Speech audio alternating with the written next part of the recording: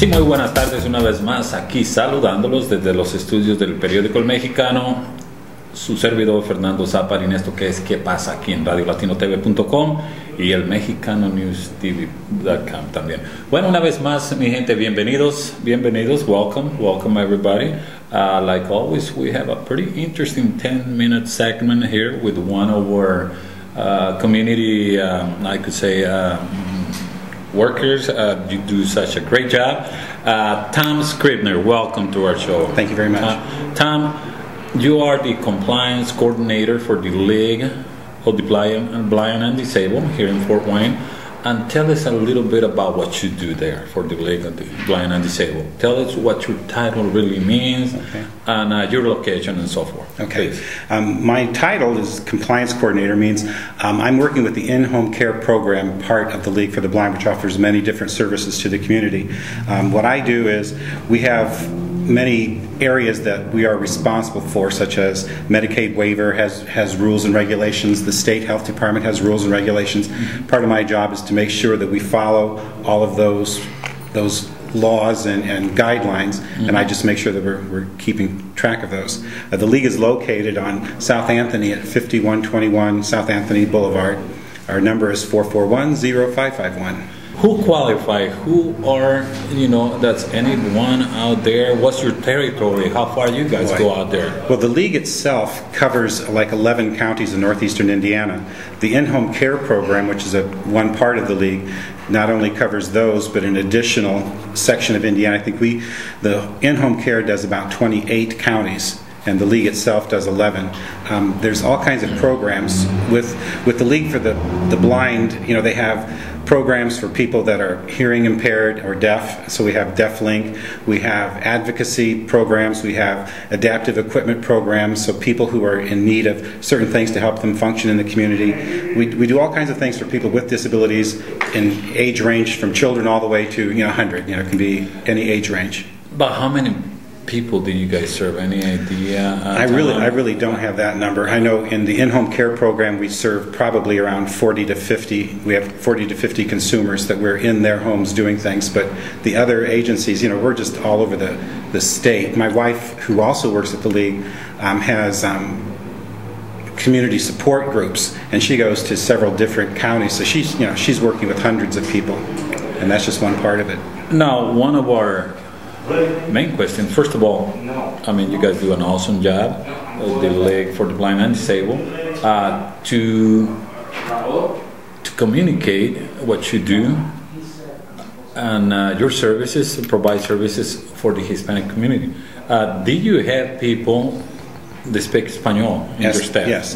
Our director is Juanita De Leon, and she is Spanish speaking, and a lot of our field staff that go into the homes are bilingual and are able to communicate with the Hispanic community or the Spanish speaking community. So again, the phone number to call if we had any questions or anyone has any questions out there about what the League of the Blind and Disabled for the Disabled can do for anyone out there watching ¿Qué pasa? on el mexicanonewstv.com or radiolatinotv.com. What's the phone number again? 441-0551. 441-0551. Once again, we're talking to Mr. Tom Scribner. He's the compliance coordinator for the League of the Blind and Disabled here in Fort Wayne. Tom, how long have you been doing what you do? I've actually only been in this position 9 months. 9 months? Yes, I was a teacher in Fort Wayne for 35 years, and now I've retired and working here. Why the decision to come and work for the League of the Blind and Disabled? Any particular experience you had with maybe a relative, a friend, or how did you find out about the League? Well, my wife actually works there with the Blind Senior Services, so that's how I've been working. I've done volunteer work with them for several years, and it just was a good opportunity. Your wife's name, and she's a wonderful lady. Linda Scribner. Linda Scribner, yeah, and she's been there for 21 years, I believe. That's why I asked you, Scribner, and I was hoping to see her.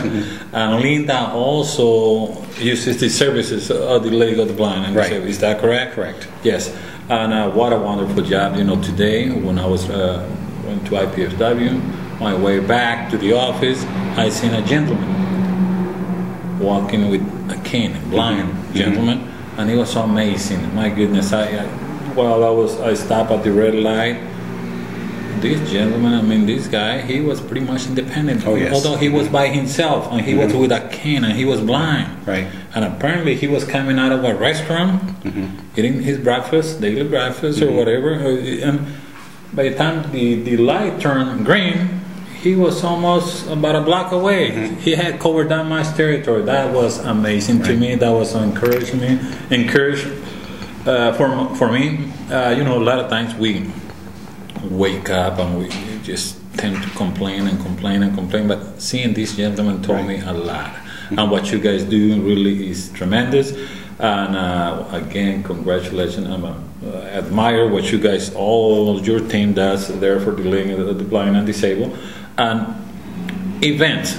Do you have, we talk about territories, you talk about a little bit about the services you provide. Do you have any fundraising event in the community, Yes. or just to tell the community out there, you know, who you are and what you do? And if you do you have any events planned in the near future? Actually, we take part in a lot of different like senior fairs around the area. Coming up on May 5th, there's a Disabilities Expo at the Coliseum, and we'll be there. You know, for that we'll have displays. There's a large fundraiser that we have annually. We've done it the last 3 years called the Blues Bash, and that's I've been to that. Yes, that's a lot of downtown. fun. And we're having another one planned for next year that will be at the Embassy Theater. Who's some of the biggest funders of the League of the Blind and Disabled? And I also know that you guys. Don't you guys do like books or stuff, and do you sell them? Well, we don't really sell them, but we do Okay. have a Braille services where people can come in and bring things that are in regular printed material that we can transcribe into Braille material for That's people. right, yes. And is the United Way? Yes, we are United Way funded, and there are other agencies and that give grant money that we receive. And again, please tell us what's the phone number if anyone out there needs more information, or if they have a friend, or if they have a family member that's either blind or disabled and needs help and wants to know more about what you got, the services you guys provide. The phone number is 441-0551. Once again, thank you so much for your time, Tom. Pleasure. And thank you so much. This Thank is you. ¿Qué pasa?